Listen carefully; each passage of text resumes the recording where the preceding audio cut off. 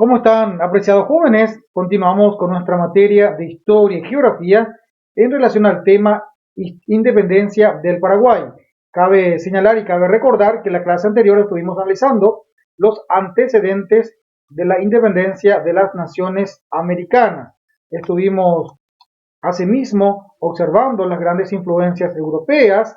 A todo esto se debe agregar el surgimiento en Europa de una fuerte crítica contra la política absolutista y represiva de la monarquía a través de las nuevas ideas del siglo XVII, cuyos exponentes fueron Montesquieu, Rousseau y Voltaire. ¿Cuál era la de, digamos, de disparar o de dar a conocer las ideas en referencia a las ideas libertarias, sobre todo de no someterse a un régimen absolutista, sino más bien buscar las ideas que puedan favorecer a la población en general, que se pueda velar por los grandes intereses y que no puedan estar, no puedan estar, digamos, ser arbitrios bajo estas monarquías absolutistas que solamente buscaban sus intereses personales y sus intereses familiares. Y con estas ideas de estos filósofos como Rousseau, Voltaire,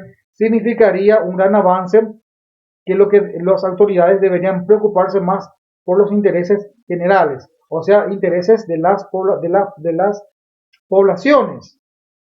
Tal es así que nacen las ideas principales en la provincia del Paraguay cuando la corona española estuvo sumergida en conflictos mediante las invasiones napoleónicas que, que prácticamente eran los intereses de España. Tal es así que no podían controlar sus intereses en América, cuáles eran sus colonias. Y de esta manera surgen tres bandos bien definidos en América.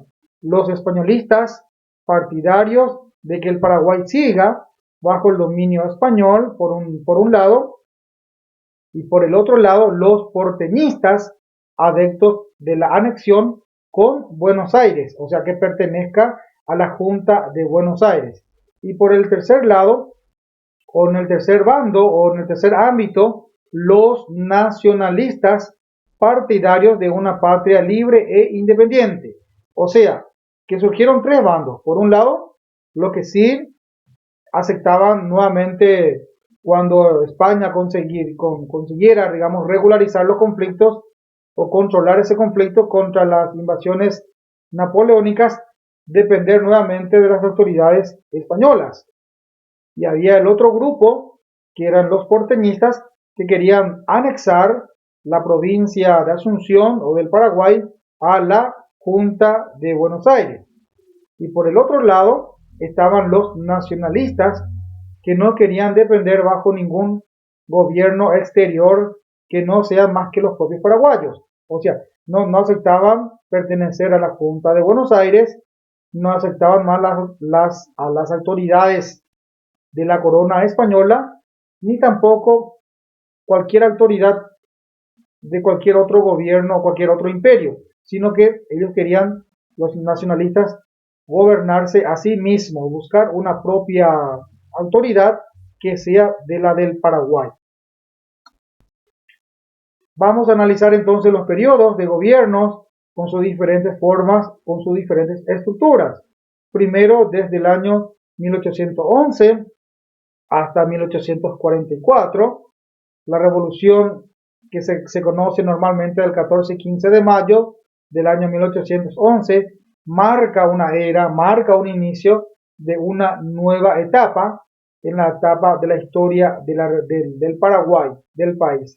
Al lograrse liberarse del yugo del poder español y convertirse en un estado independiente. Seguimos con la etapa siguiente, la etapa independiente. Se distinguen tres periodos.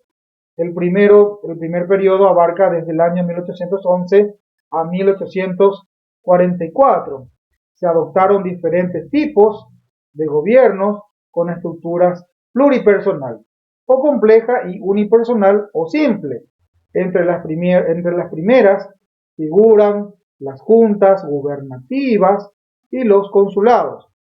Las segundas en forma de dictadura temporal y perpetua. Son distintas formas o estructuras por el cual el Paraguay estaba atravesando, ya sea de forma unipersonal, pluripersonal, cuáles eran los consulados, y los unipersonales, cuáles eran las dictaduras. Ya desde el año 1811, siguiendo con el periodo de 1844, y en el año 1842, los cónsules Carlos Antonio López y Mariano Roque Alonso convocaron a un congreso extraordinario donde se ratificó la independencia nacional el 25 de noviembre del mismo año. Nos estamos refiriendo al año 1842. En esa oportunidad se adoptaron los símbolos nacionales como el pabellón de la República, con las tres franjas horizontales, la colorada, la blanca y la azul, y el sello nacional. Estos se habían entonces aceptado en un congreso extraordinario con el consulado de Carlos Antonio López y Mariano Roca Alonso en el año 1842. En la segunda etapa, que comprendían desde el año 1844